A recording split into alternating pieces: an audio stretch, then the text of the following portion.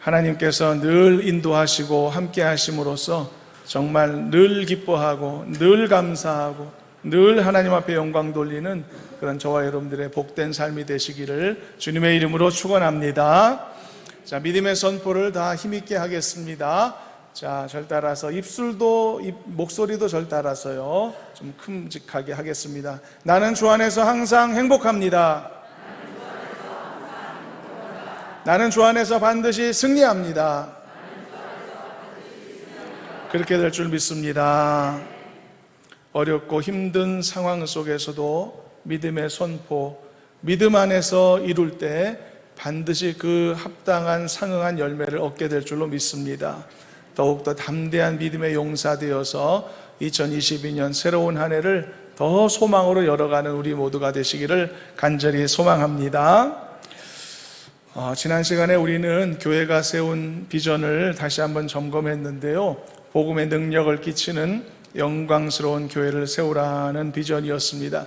지난 시간에는 에베소서 말씀을 중심으로 이것의 중요성과 당위성을 나누었다면, 오늘은 이 비전의 성취가 우리의 삶 가운데 우리의 신앙에 어떤 은혜로운 결과를 가져다 주는지, 이런 부분을 중심으로 말씀을 보시도록 하겠습니다.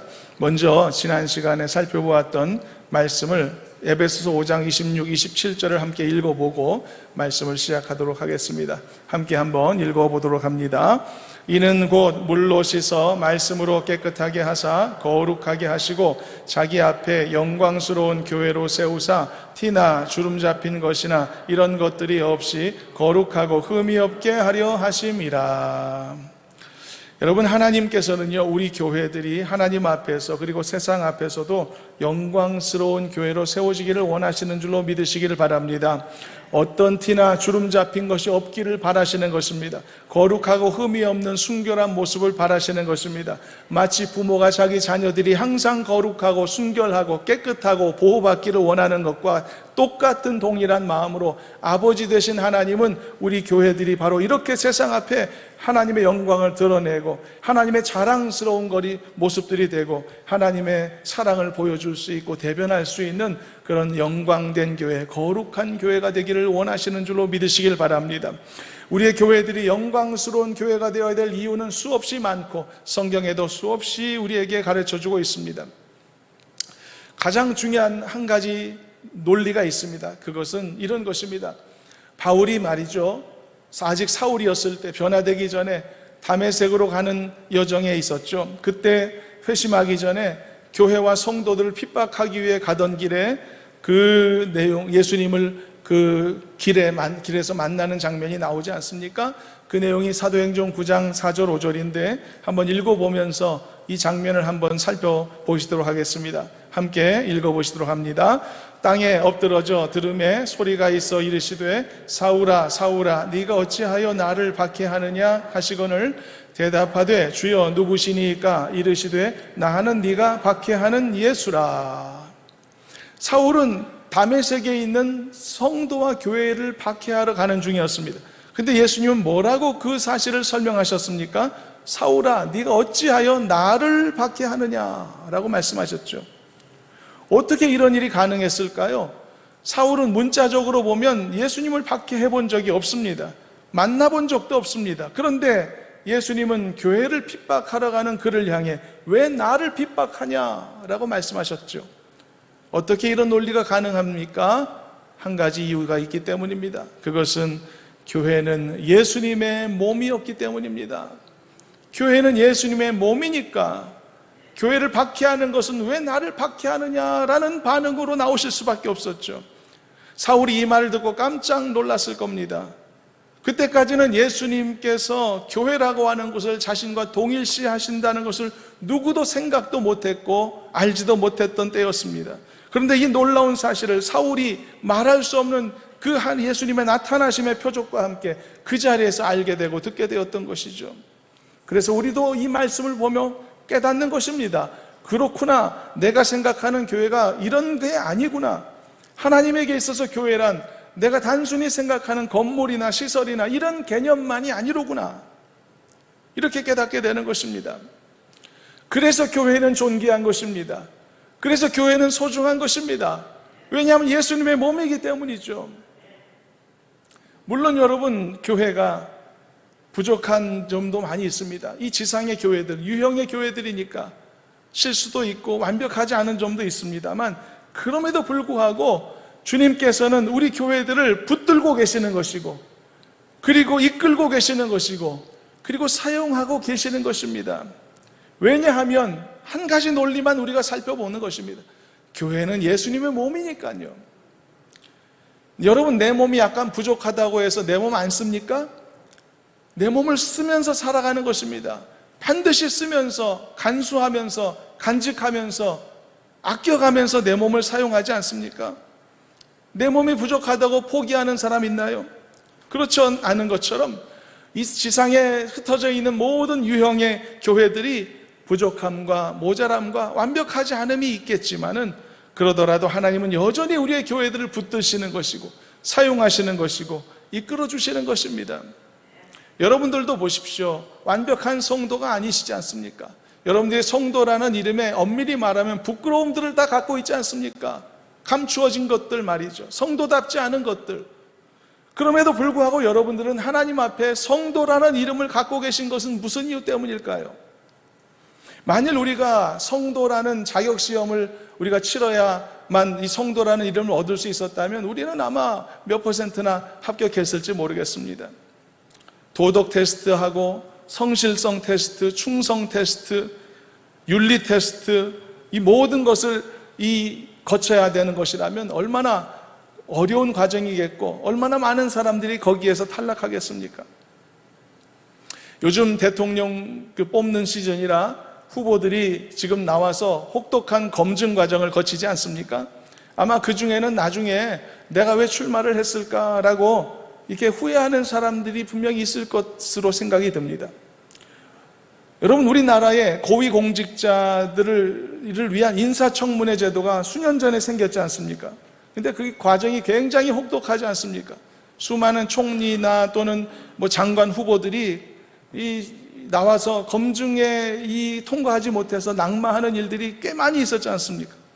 차라리 도전을 하지 않았더라면 적어도 부끄럽지는 않았을 텐데 괜히 나섰구나 후회하는 사람들도 꽤 많을 것입니다. 만일 여러분 하나님의 피로 값을 주고 사신 이 몸된 교회의 성도가 되는 과정이 바로 이런 철저한 검증 과정을 거치는 것이었다면 과연 우리가 그 검증을 통과할 수 있을까? 우리가 거룩하다라고, 우리 거룩한 성도다라고 그렇게 말할 수 있는 자격이나 될까? 여러분, 우리는 완전하지 않습니다만, 그러나 중요한 것은 우리는 완전하기 때문에 성도가 된 게 아니라는 사실입니다.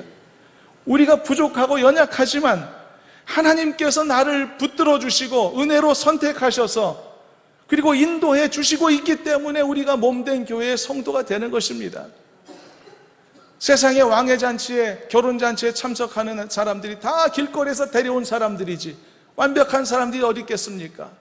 그러나 그런 사람들 중에서 그래도 자신을 준비하고 그리고 자신을 갖춘 그 사람들이 그 잔치에 참석할 수 있었던 것처럼 우리도 다 부족한 면이 있는 사람들이라는 것이죠. 그런데도 우리는 하나님의 도구로서 사용되고 있는 것입니다. 오늘 이 시간 여러분들이 예배자로 서 계시지 않습니까? 예배자로서 여러분들은 도구가 되고 있는 것입니다. 하나님의 사용됨을 받고 있는 것입니다. 얼마나 놀라운 일입니까? 우리가 한동안 교회를 멀리 떠났다가도 다시 이 자리에 오게 된 것은 하나님의 은혜가 아닙니까? 그것이 하나님의 은혜이죠. 그럼에도 나는 성도라는 이름을 가질 수 있는 것은 하나님의 오래 참으심과 인도하심의 결과라고 말하지 않을 수 있겠습니까? 우리는 다 부족하지만 그래도 하나님의 쓰임받고 있는 것이죠. 우리 교회에 어떤 분과 대화를 하는데요, 일부 예배 때도 얘기했는데 일부 예배 때는 이름을 안 밝혔더니 좀 재미가 없어서 또 일부 때는 당사자가 계셔서 말을 안 했는데 우리 이간사님입니다. 이은영 집사님 얘기인데 귀한 분이지 않습니까? 교회 사무들을 여러 이렇게 복잡한 일 다 감당하고 계신데, 근데 이제 교육자들 모여서 함께 나누는, 일주일에 한 번 나누는 시간에 간사님도 함께 참여하거든요. 근데 그 시간에 대화를 나누던 중에 그분이 그렇게 얘기하는 거예요. 나는 참 못된 면이 많다고 그렇게 고백을 하시는 거예요. 그래서 내가 아무리 봐도 아니 이렇게 착한 분이 없는데, 이렇게 선한 분이 없는데 집사님만큼 선한 사람이 어디 있냐 그랬더니 아니라는 거예요. 막 손사래를 치면서 목사님 제가 얼마나 나쁜 사람인지 몰라서 그래서요, 그러는 거예요. 그래서 아니 제가 평소에 봐도 그렇게 착한데, 그리고 진짜 나쁜 사람은 자기 나쁜 사람이라고 말 안 한다고, 진짜 나쁜 사람은 나 착한 사람이라고 얘기하지, 그렇게 말씀을 했거든요. 그걸 봐서도 집사님 착한 사람 맞다고 그랬더니 계속 말하는 게 아니라고, 목사님 몰라서 그렇다고, 내가 얼마나 못된 사람인데 뭐 이렇게 얘기하는 거예요. 그래서 하도 강하게 그러니까 저도 이제 의심이 들기 시작하더라고요. 내가 모르는 뭐 못된 면이 있나? 그런 생각도 들고 말이죠. 어쩌면 제가 틀렸을 수도 있습니다. 그분이 맞았을 수도 있습니다. 근데 제가 모르는 못된 면도 있을 수도 있겠죠. 여러분, 사람이 다 완벽하지 않습니다. 우리는 다 숨겨진 무언가를 갖고 있는 사람들입니다. 속을 들여다보면 죄도 많고 부끄러운 것도 많은 사람들이죠. 그럼에도 불구하고 중요한 것은 우리 모두가 이 자리에 나와 예배드리고 있다는 사실이 중요한 것입니다. 우리가 이 자리에 나와 예배드린다는 것은 무슨 의미일까요? 많은 것을 의미하고 있습니다. 하나님이 여러분들을 부르셨다는 증거입니다. 하나님이 여러분들을 알고 계신다는 증거입니다. 하나님이 여러분들에게 관심 갖고 계신다는 증거입니다. 하나님이 여러분들을 떠나지 않으셨다는 증거입니다. 하나님의 사랑 가운데 거하고 계시다는 증거입니다. 그리고 여러분들이 하나님이 택하신 성도라는 증거입니다. 거룩한 사람들이라는 증거입니다. 그러니 여러분, 얼마나 놀라운 일입니까? 때로는 그렇게 불완전한 여러분들이 복음을 전하며 전도하기도 하지 않습니까? 때로는 여러분 부족한 여러분들이 믿지 않는 이웃에게 선한 영향력을 끼치기도 하지 않습니까? 그래서 여러분, 연약한 우리들을 통해서도 복음이 전해지기도 하고 하나님께 영광 돌려지기도 하는 것을 보아서 이 시대의 교회도 그런 것입니다. 완벽하진 않지만 그런 논리로서 하나님의 손에 붙들려 있고 쓰임받고 있는 것이죠.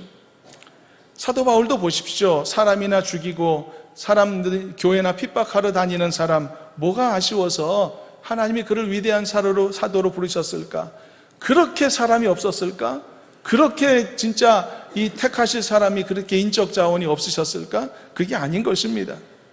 자질이나 자격 면에서 한없이 낙제 점수 모자란 사람이 사도 바울 같은 사람이었지만은 사람 없어서 그라도 선택하신 것이 아니라 하나님께서 그 사람을 하나님의 은혜로 불러주신 것입니다. 부족함이 한없이 많았지만, 잘못한 일도 한없이 많이 저지르며 살았지만 하나님께서 그 사람을 선택하시고 씻겨주시고 새롭게 하셔서 사용하시고자 하는 하나님의 의도가 있었기 때문에 그 엄청난 일이 가능했던 것입니다. 그래서 여러분, 우리 교회들이 완전하지 않더라도 예수의 피로 값을 주고 사신 것이 우리 교회이기 때문에, 그래서 우리 교회를 하나님은 지금도 사용하시며 앞으로도 놀랍도록 사용하신다는 것을 잊지 마시기를 바랍니다.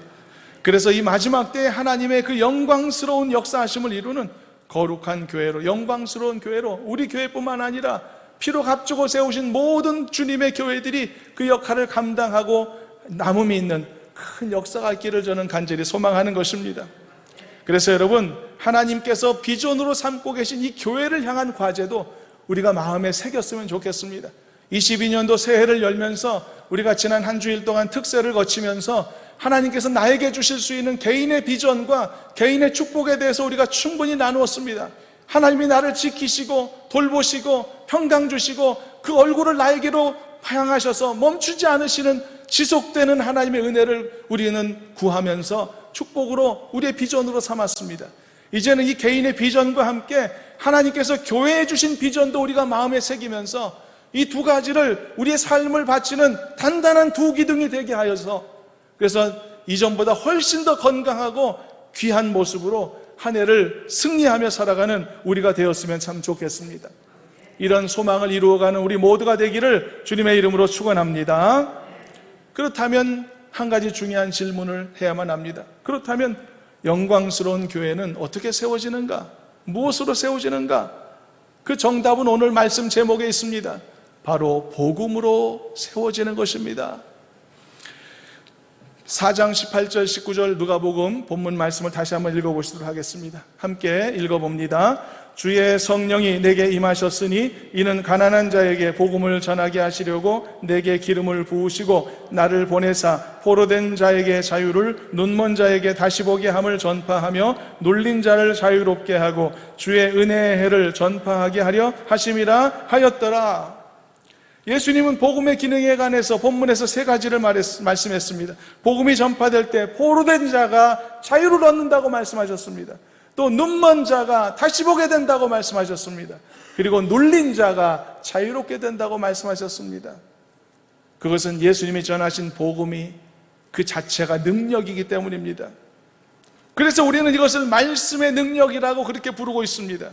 그것을 또한 복음의 능력이라고 부르기도 하죠. 로마서 1장 16절을 보겠습니다. 복음의 능력에 대해서 설명한 부분입니다. 함께 합독합니다. 내가 복음을 부끄러워하지 아니하노니 이 복음은 모든 믿는 자에게 구원을 주시는 하나님의 능력이 됨이라. 먼저는 유대인에게요 그리고 헬라인에게로다. 그렇습니다. 복음에는 하나님의 능력이 담겨 있는 것입니다. 그리고 이 복음의 능력이 예수 그리스도의 이 몸된 교회를 통해서 나타나게 될 때 비로소 하나님과 세상 앞에서 영광스러움이 드러나게 된다는 뜻입니다. 여러분, 교회나 성도가 세상으로부터 칭찬받거나 인정받는 것은 옳지 않은 것이다 라는 생각을 가진 경우도 있는 것 같습니다. 마치 세상에서 칭찬받으면 교회나 성도의 역할을 제대로 못하고 있는 것 같다는 생각을 하는 경우도 있는 것 같은데요, 그것은 맞기도 하고 틀리기도 합니다. 왜냐하면 이 교회나 성도를 향한 세상의 평가에 또는 세상의 칭찬의 내용이 무엇인지에 따라 달라지는 것입니다. 교회가 세상과 만일 타협했다면 세상은 박수 쳐주고 칭찬합니다. 교회가 이 말씀을 내려놓고 그리고 복음을 고수하지 않는 입장으로 간다면 세상은 박수 쳐주고 격려해 줍니다. 그런 칭찬은 사절해야 되는 것입니다. 그런 칭찬은 바람직하지 않는 것이죠.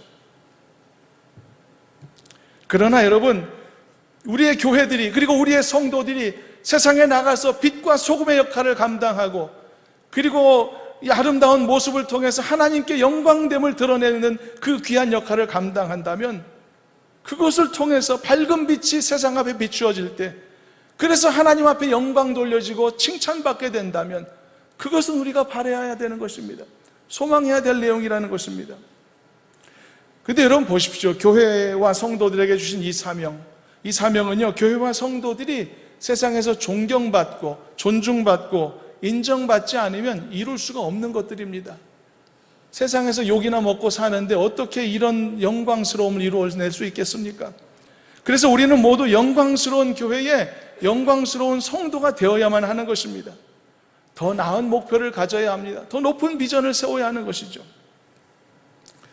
그러나 우리가 이 교회를 향한 마귀의 공격이 더욱 험악해지는 이 세상에서 그럼에도 끊임없이 영광스러운 교회를 지향해야 되는 이유는 우리가 그러한 세상의 칭찬과 인정받음에 목매어 있기 때문이 아닙니다. 오히려 그런 선한 영향력과 세상을 향해 발산하는 이 강력한 힘을 통해서 더 많은 사람들이 예수께로 돌아오기를 바라는 마음이 있기 때문입니다. 또한 교회가 품고 있는 이 복음이 조금 더 막힘없이 거침없이 세상을 향해 선포되어야만 하기 때문입니다. 여러분, 고난이 우리 각 사람을 단련시키는 것은 결과적으로 맞습니다. 그러나 그렇다고 해서 내가 일부러 그 고난을 찾아다닐 필요는 없는 것입니다. 그렇지 않습니까? 여러분, 순교는 영광스러운 것입니다. 아무나 하는 것은 아니지만 내가 일부러 순교를 선택할 수는 없습니다. 그것은 개인이 선택할 자유가 아닙니다. 예수님께서도 주기도문을 통해서 다만 악에서 구해주시라고 기도해야 된다고 가르쳐 주셨죠. 악에서부터 구해됨을 받고 이렇게 구별되는 그것이 우리의 기도 제목이어야 하는 것은 당연합니다. 그러나 우리는 그렇게 기도하면서도 우리는 정작 악한 세상 속에 흩어져서 그 세상 속에 들어가서 살아내야만 하는 우리의 삶이 있는 것과 같은 것이죠. 데살로니가전서 1장 5절 말씀을 한번 읽어보겠습니다. 함께 읽어봅니다. 이는 우리 복음이 너희에게 말로만 이른 것이 아니라 또한 능력과 성령과 큰 확신으로 된 것임이라. 우리가 너희 가운데서 너희를 위하여 어떤 사람이 된 것은 너희가 아는 바와 같으니라. 우리의 복음은 말로만 된 게 아니라고 말합니다. 능력과 성령과 큰 확신으로 된 것이다라고 말하는 것이죠. 그러므로 이 복음의 능력이 바로 교회를 세워가는 것이며 우리 개인의 비전을 주님 은혜 안에서 이루어가게 만들어주는 것이라는 말입니다. 여기에 여러분, 영광스러운 교회를 통해 성도가 누릴 수 있는 축복이 어떤 것인가 정리해 놓은 성경 구절이 있는데요, 사도행전 9장 31절 말씀을 통해서 그 내용을 살펴보고, 오늘은 다가 안 되고 한 가지만 집중해서 살펴보고 정리해 보도록 하겠습니다. 함께 읽어보도록 합니다. 합독합니다. 그리하여 온 유대와 갈릴리와 사마리아 교회가 평안하여 든든히 서가고 주를 경외함과 성령의 위로로 진행하여 수가 더 많아지니라. 오늘 우리가 이 말씀에서 주목하고자 하는 것은 한 가지입니다. 그것은 바로 이 말씀이 우리에게 주는 것처럼 교회의 평안의 축복입니다. 교회가 평안하고 안정되고 화목하고 든든한 것은요, 개인의 신앙생활에 있어서도 엄청난 축복이라는 것을 이해하였으면 좋겠습니다. 이 사도행전 말씀에서도 그렇게 말하죠. 온 교회가 이 평화로운 시간들을 인조이하고 있다고, 즐기고 누리고 있게 되었다라고 그렇게 설명하고 있는 것입니다. 여러분, 교회가 평안하면 그 모든 은혜의 혜택들이 속한 가정과 그의 자녀들과 개인들에게 주어지는 것입니다. 건강한 친구 관계를 맺은 학생들, 그리고 선생님이 좋아서 건강한 관계를 맺은 학생들은 학교 가는 것을 좋아합니다. 성적도 오르게 되어 있습니다. 비슷한 이치입니다. 평안한 교회의 교인이 된다는 것은 이런 것과도 같습니다. 교회가 평안하면 걱정할 게 없습니다. 스트레스 받을 일이 없습니다. 교회에 오면서도 발걸음이 무거울 일이 없습니다. 재미있게 섬길 수 있습니다. 즐거움이 있습니다.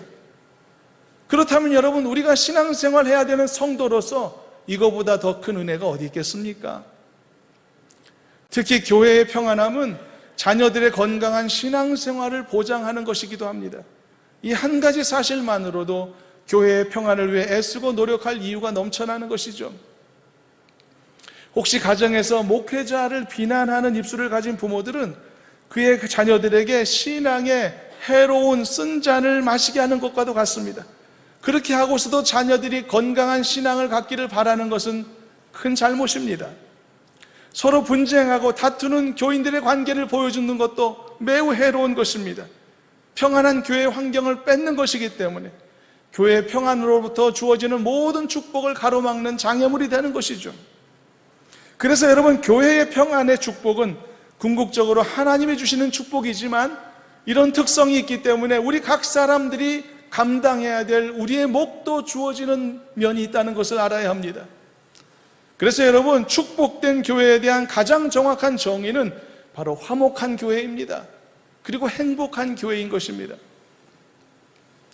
오래전에 중세시대 교회 이야기인데요, 교황 이노센트 4세라는 사람이 당시 왕 루이 9세를 부추겨서 십자군 전쟁에 나서도록 설득을 했습니다. 그래서 커다란 승리를 거두고 엄청난 전리품을 가지고 돌아오게 됐는데, 나중에 라테란 성당 문을 지나면서 보물을 가득 담은 자루들이 이제 교회 안으로 들어오는 것을 광경이 펼쳐졌습니다.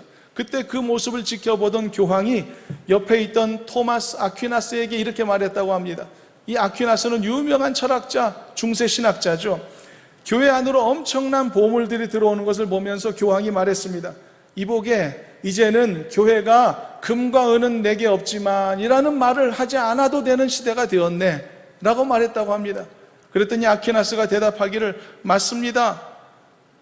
교회에 금과 은이 부족한 시대는 지났습니다. 그러나 교회가 앉은뱅이에게 일어나 걸으라고 말할 수 있는 시대도 지나고 말았습니다 라고 답을 했다고 합니다. 깊은 의미가 있는 대답 아니겠습니까? 여러분, 세상이 말하는 축복의 척도하고 교회가 말하는 축복의 척도가 다른 것이었다면 아퀴나스가 그렇게 말하지 못했겠죠. 세상이 말하는 축복과 성공은 항상 물질과 풍요, 가시적인 것에 국한되어 있습니다.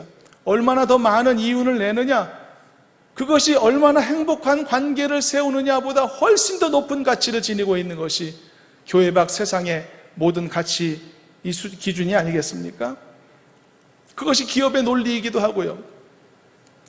옛날에 우리 나라의 대기업의 회장 어떤 사람이 유명한 말을 했고 지금도 그것이 회자되고 있죠.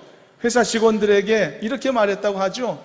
마누라 빼고는 다 바꿔라, 이렇게 말했다고 하죠. 기업이 말하는 성공을 위해서, 더 높은 이윤의 창출을 위해서 최소한의 부부관계 외에는 다 깨부셔도 된다, 다 무시해도 된다, 다 버려도 된다 라고 하는 이런 가치, 무엇을 말해줍니까? 세상이 말하는 축복과 그러나 교회가 누리는 축복은 내용과 성격이 다릅니다. 축복된 교회에 대한 가장 명확한 정의는 바로 화목한 교회에 있습니다. 평안한 교회에 있습니다. 그래서 행복한 교회에 있는 것입니다. 신앙생활이 즐거운 것이죠. 함께함이 기쁜 것이고요. 재미가 있는 것입니다. 은혜가 있는 것입니다. 이것이 축복된 교회가 무엇인지 가장 잘 보여주는 성경적인 정의입니다. 여러분, 왜 이것이 진정한 축복의 정의인가 쉽게 깨닫기를 원한다면 여러분들이 속해 있는 여러분들의 가정을 한번 생각해 보시길 바랍니다. 무엇이 내 가정의 진정한 축복일까요? 물질일까요? 물론 중요한 조건으로 이 한 가지가 포함되지만 그것은 본질이 아니죠. 그냥 축복의 단면, 필요 요소 정도에 해당되는 것이죠. 그러므로 교회 공동체의 축복의 정의는 가정과 똑같습니다. 화목과 행복에 있는 것입니다. 그런데 사람들은요, 가정의 축복의 조건이 화목이라는 것에 대해서는 모두가 동의하고 인정합니다만 그것이 교회의 축복의 조건이라는 사실에 대해서는 이렇게 깊이 공감 못하는 경우가 많은 것 같습니다. 여러분들은 충분히 공감하고 계시나요? 한번 검증해 보도록 하겠습니다. 왜 그럴까? 왜 가정의 행복의 정의와 교회의 행복의 정의가 같은 논리에 속한다는 사실을 깊이 이해하지 못할까? 가장 큰 이유는 그는 교회라는 공동체를 사랑하기는 하지만 자기의 가정만큼은 사랑하지 못하기 때문입니다. 자기의 가정만큼은 배려하지 못하기 때문입니다. 일반적으로 사람들은요, 자기의 가정의 행복에 대해서는 늘 간절한 마음이 있습니다. 가정이 행복하기를 원하고 평안하기를 원하죠. 모든 사람들이 가진 큰 열망 중에 하나입니다. 그래서 사람들은 모두 자기 가정을 사랑하기 때문에 자기 가정을 지켜내기 위해서 희생을 마다하지 않습니다. 인내하는 것도 마다하지 않습니다. 어떤 경우는 내 가정의 행복을 위해, 내 가정의 평안을 위해 나의 서운한 마음을 표현하지 않기로 하기도 합니다. 때로는 나의 분노의 마음을 사기기도 합니다. 왜냐하면 내 가정이 화목하게 되는 것이 나에게서 가장 중요한 가치이기 때문이죠. 그래서 그만큼 그것은 내 가정을 사랑하기 때문입니다. 내 가족들을 사랑하기 때문에 나오는 생각들인 것입니다. 그래서 사랑하기 때문에 내 가족을 위해서 때로는 내가 손해볼 의향도 얼마든지 있는 것이고, 때로는 나의 가족의 하나됨을 위해서 내가 희생의 역할을 할 의향도 갖게 되는 것입니다. 그런데 이렇게 자신의 가정의 하나됨과 화목함을 위해서는 기꺼이 희생하고 참고자 하는 의사를 가진 사람들이 교회의 하나됨과 교회의 화목함을 위해서는 그만큼 참으려 하지는 않는다는 것이죠. 왜 이럴까요? 이유가 뭘까요? 그것은 문제는 사랑에 있습니다. 사랑의 정도에 있는 것입니다. 내가 가정을 사랑하는 만큼 교회를 사랑하지 않기 때문에 이런 현상이 있는 것입니다. 내가 가정을 소중히 여기는 만큼 교회를 소중히 여기지 않기 때문에 그런 것입니다. 이건 분명한 정답입니다. 사랑이 문제인 것입니다. 그러므로 여러분, 이 말씀의 도전과 교훈은 그래서 더 간단하고 명확합니다. 내가 여러분 내 가정을 사랑하는 것만큼 내 교회를 사랑하는 것입니다. 내 가정을 보호하려는 것만큼 내 교회를 보호하는 것입니다. 그러면 나의 가정이 나에게 있어서 커다란 위로가 되고 변함없이 기쁨이 되고 축복의 통로가 되어서 남겨지는 것처럼 나의 교회도 역시 나에 대해서 커다란 위로가 되고 영적인 기쁨이 되고 자랑이 되고 축복의 통로가 될 수 있는 것입니다. 그러므로 여러분, 내가 이 교회라고 하는 축복된 공동체로부터 허락되어지는 수많은 하나님의 은혜와 삶의 혜택들을 누리기 위해서라도, 그리고 영광스러운 교회를 세우라는 하나님의 비전을 이루기 위해서라도 나는 교회를 사랑하는 사람이어야 하는 것입니다. 여러분, 교회를 사랑하는 성도 되시기를 주님의 이름으로 축원합니다. 귀히 사랑하는 여러분들이 되시기를 주님의 이름으로 축원합니다. 적어도 내 가정을 사랑하는 마음처럼 내 교회를 사랑해야 합니다. 그러면 모든 것이 은혜로 바뀌게 됩니다. 요건들이 갖추어지는 것이죠. 여러분, 하나님이 가정이라는 공동체를 주신 것만큼 나에게 교회라는 공동체를 주신 뜻과 섭리가 놀랍다는 것을 기억하시고, 이 가정이 나를 위한 축복의 통로인 것처럼 교회도 역시 결국은 나를 위한 축복의 통로라는 것을 기억하면서 여러분들이 더욱더 가정을 사랑하는 만큼 교회를 사랑함을 통하여서 우리 몸된 공동체가 더욱 은혜 안에 화목하고 하나됨이 이루어질 수 있도록 애쓰고 노력하여서, 그래서 하나님이 교회를 향해 가지고 계신 비전처럼 영광스러운 교회를 세워가는 우리가 되었으면 참 좋겠습니다. 이 귀한 일에 쓰임받는 우리가 되시기를 주님의 이름으로 축원합니다. 말씀을 맺습니다. 복음의 능력을 끼치는 영광스러운 교회를 세우는 우리 비전을 함께 이루어 갔으면 좋겠습니다. 그래서 여러분, 올 한 해는요, 하나님께서 여러분들에게 허락하신 개인의 비전을 이루어 가시길 바라고요. 이 개인의 비전은 지난 특세 기간 동안에 충분히 나누었습니다. 함께 하나님께서 우리의 삶에 이런 축복과 은혜로 채우시도록 소망하는 한 해를 가지시기를 바라고, 아울러서 우리 공동체에게 허락하신 교회의 비전 또한 귀히 여겨 마음에 새기고 항상 여러분들 기도 속에 두기를 바라고요. 그리고 그 교회의 비전도, 영광된 비전도 함께 세워가셔서 여러분들의 삶과 여러분들의 신앙이 어느 하나 부족한 면이 없이 강건하게 여러분들의 인생을 떠받치는 두 기둥처럼 견고히 서는 한 해가 될 수 있기를 저는 소망합니다. 그래서 이전보다 더욱더 축복된 한 해, 더욱더 안정되고 하나님의 은혜가 충만한 승리의 한 해를 살아가는 우리 모두가 되시기를 주님의 이름으로 축원합니다. 기도하겠습니다. 하나님 아버지, 감사합니다. 우리 개인에게 허락하신 마음의 소원과 비전과 축복의 약속들을 지난 한 주간 마음에 새기게 하신 것을 감사하고, 이제 하나님이 우리 공동체에 허락하신 교회의 비전을 우리가 또한 깨닫고 다시 한번 마음에 새기도록 도와주심을 감사합니다. 어느 것 하나 우리에게 중요하지 않은 것이 없음을 기억하면서 이 두 가지 비전을 온전히 이루어서 우리의 삶에, 우리의 신앙에 말할 수 없는 하나님의 은혜로 채우심이 있도록 인도하여 주시옵소서. 우리 모두가 다 이 은혜에 기쁨으로 동참하도록 이끌어 주셔서 이 축복에 조금도 부족함이 없이, 제외된 자 없이 모두가 함께 누리는 은혜가 있도록 도와주시옵소서. 감사하며 예수님의 이름으로 기도하옵나이다. 아멘.